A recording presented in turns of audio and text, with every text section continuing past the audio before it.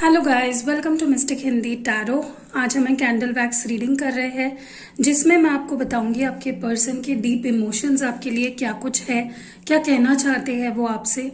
वो जो कहना चाहते हैं वो सारी चीज़ें मैं कन्वे करूंगी आप तक, ताकि आपको समझ में आए जो भी सिचुएशन से आप गुजर रहे हो। स्पेशली जो लोग बात नहीं कर रहे और आप जानना चाहते हो कि आपके पार्टनर क्या कुछ सोच रहे हैं, तो ये रीडिंग आपके लिए बहुत अच्छी होगी। पूरा एंड तक देखिए, ठीक है। सो फोकस पूरे रीडिंग के दौरान आपको अपने पार्टनर पे रखना है, उनके बारे में सोचना है, अच्छे से सोचना है, प्यार से, गुस्से से या रिग्रेट, पछतावा, फियर, गुस्सा, जो भी नेगेटिविटी है वो सारी फीलिंग्स अपने मन से निकाल दीजिए, शांत हो जाइए और फिर रीडिंग को देखिए। अगर अभी आपका मन शांत नहीं है बाद में देख सकते हो, बट पॉजिटिविटी के साथ रीडिंग को देखना और याद रखना है जनरल रीडिंग है, ठीक है।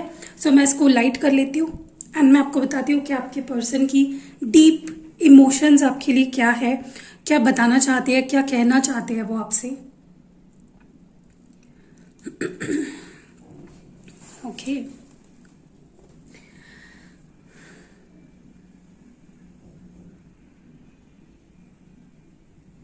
सबसे पहले तो मुझे इस पर्सन के अंदर एक रेस्टलेसनेस दिखाई दे रही है, कंफ्यूजन, रेस्टलेसनेस, समझ में नहीं आ रहा उन्हें कि किस राह पे जाऊँ, क्या करूँ। एक क्लैरिटी नहीं है बिल्कुल भी, ठीक है। कभी ये पर्सन कुछ सोचते हैं तो कभी ये पर्सन टोटली अपोजिट सोचने लगते हैं, तो लैक ऑफ क्लैरिटी है। दूसरी चीज़ मुझे ये दिखाई दे रहा है यहाँ पे, ये पर्सन कहना चाहते हैं आपसे कि ये पर्सन, इन्होंने आपसे जो वादे किए थे, जो सपने आप दोनों ने देखे थे, या इस पर्सन ने जो सपने आपको दिखाए थे, चाहे फिर वो कमिटमेंट के थे, शादी के थे, आपके लिए स्टैंड लेने के थे, आपसे आपके साथ फैमिली बनाने के थे, वो आपको ये बताना चाहते हैं। सिचुएशंस अभी जो भी है, आप उस पर ये अंदाज़ा ना लगाए कि ये पर्सन झूठे थे या उनका प्यार झूठा था। तो ये पर्सन कह रहे हैं कि मेरा प्यार कभी भी झूठा नहीं था, मेरी हर एक फीलिंग सच्ची थी। मैंने तुम्हें जो भी सपने दिखाए हैं, जो भी सपने हमने अपने मिलकर सपने देखे हैं फ्यूचर के, वो सच है और मैं उनको ज़रूर पूरा करूंगी या करूंगा। मुझे लगता है इस वक्त ये पर्सन रीच आउट करने के बारे में सोच रहे हैं, आपसे अपनी फीलिंग्स एक्सप्रेस करने के बारे में सोच रहे हैं, लेकिन ये डर गए हैं, इनको डर लगता है।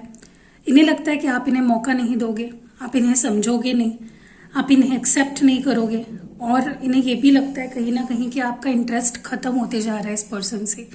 वो पैशन, वो प्यार, वो दीवानापन इस पर्सन को आप में नहीं दिखाई दे रहा है, ओके। और हो भी सकता है कि ये पर्सन ने आपको बहुत डिसअपॉइंट किया है, इसके पहले भी बहुत वादे करे हैं, बहुत सारी, एक पैटर्न ही इस पर्सन ने बना लिया जहाँ पे इस पर्सन ने बहुत दिल दुखाया है आपका, बहुत डिसअपॉइंट किया है आपको। तो ये पर्सन इसलिए भी डरते हैं आपसे बात करने के लिए, क्योंकि इन्हें लगता है कि अब आप इन्हें एक्सेप्ट नहीं करोगे, आप इनके प्यार को, इनके फीलिंग्स को नहीं समझोगे। तो ये पर्सन कह रहे हैं कि मैं बहुत ज़्यादा परेशान हूँ, तुमसे बात करना चाहता हूँ, बहुत सारी चीज़ें तुमसे शेयर करना चाहता हूँ, लेकिन डरता हूँ क्योंकि मुझे पता है मैंने तुम्हें बहुत हर्ट किया है, और एक बार नहीं, दो बार नहीं, कई बार मैंने तुम्हारा दिल दुखाया है, तुम्हारा विश्वास तोड़ा है।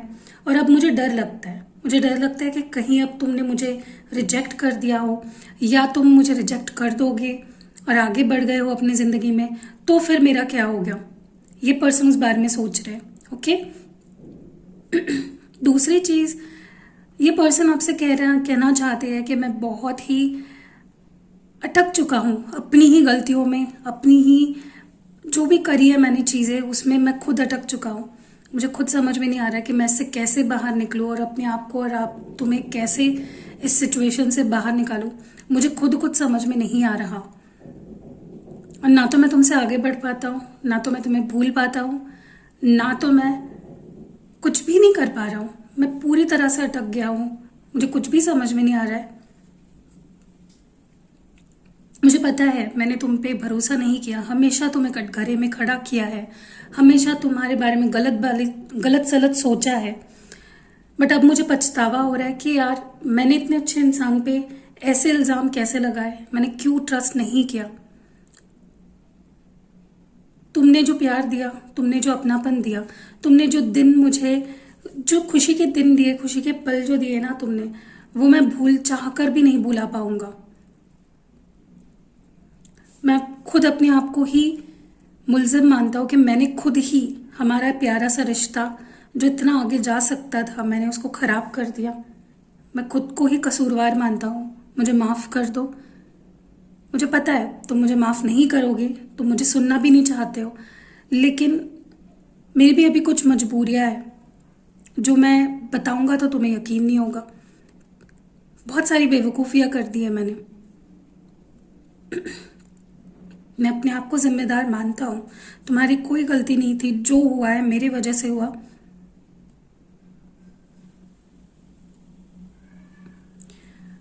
सबसे दुख तो मुझे ये इस बात का होता है कि मेरा कोई हक ही नहीं रहा तुम पे। सारे हक मैंने खुद ही गवा दिए अपने हाथों से। मैंने एक प्यारा रिश्ता खो दिया, एक प्यारा पर्सन खो दिया। सबसे बुरा मुझे इस बात का लगता है। मुझे पता है तुम मुझसे बहुत गुस्सा हो, बहुत नाराज हो, बहुत गिले शिकवे, कड़वाहट तुम्हारे मन में है मेरे लिए, और मैं डिजर्व भी करता हूँ। ये हेट जो तुम मुझे दे रही हो ना, ये मैं डिजर्व भी करता हूँ, क्योंकि मैंने ऐसे काम किए हैं। अच्छे रिश्ते को खराब कर दिया मैंने। याद आते हैं मुझे वो दिन, वो प्यारे दिन जो मैंने तुम्हारे साथ बिताए, जो बातें करी हमने, सब कुछ, एक एक चीज मुझे अभी तक याद है, बहुत अच्छे से याद है कि एक भी चीज मैं भूला नहीं हूं अब तक।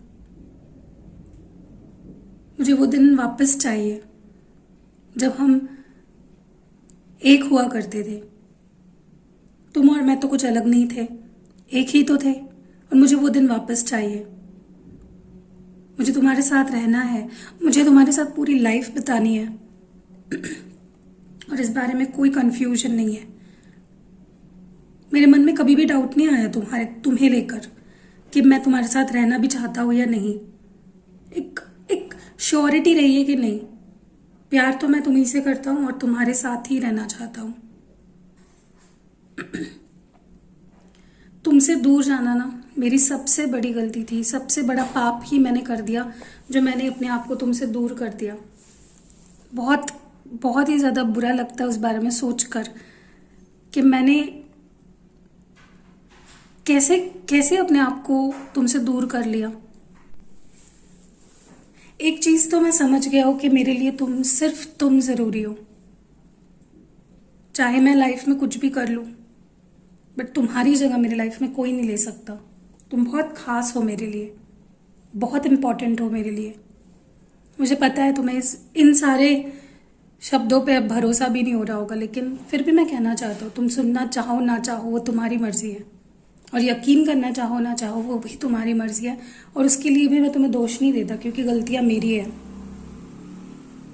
मुझे तुमसे बात करनी है यार, तड़प रहा हूँ मैं बात करने के लिए, लेकिन हिम्मत ही नहीं हो रही है तुम्हें फेस करने की। क्या बोलूँ मैं तुम्हें, कैसे मनाऊं, क्या बात करूं, शब्द ही नहीं है मेरे पास। डर लगता है कि कहीं मैंने तुम्हें मैसेज किया और तुमने रिप्लाई ही नहीं दिया तो। करोगे तुम मुझे रिप्लाई, बात करना चाहोगे मुझसे? खैर, जो भी होगा, एक बात याद रखना कि सब ठीक हो जाएगा, मैं ठीक करूँगा। अभी जो भी सिचुएशन है, सब पहले से बेहतर करके दिखाऊंगा, ये याद रखना। और मेरा इंतज़ार करना, मैं वापस आऊँगा। मैं तुमसे उतना ही प्यार करता हूँ जितना कल करता था, और आगे भी उतना ही करूँगा, या उससे ज़्यादा। कम नहीं होगा ये प्यार। पेशेंस रखो प्लीज़, मेरा इंतज़ार करो। सो यही ये पर्सन कहना चाहते थे आपसे, जो मैंने आपको सब चीज़ें बता दी है। और मुझे यहाँ पे कुछ इनिशियल्स या नंबर्स जो दिख रहे हैं मैं आपको बता देती हूँ। बहुत कम है, ज़्यादा कुछ नहीं दिख रहा है मुझे यहाँ पे। एफ दिखाई दिया मुझे सबसे पहले, ए है, टी, एल है, पी है, आर है,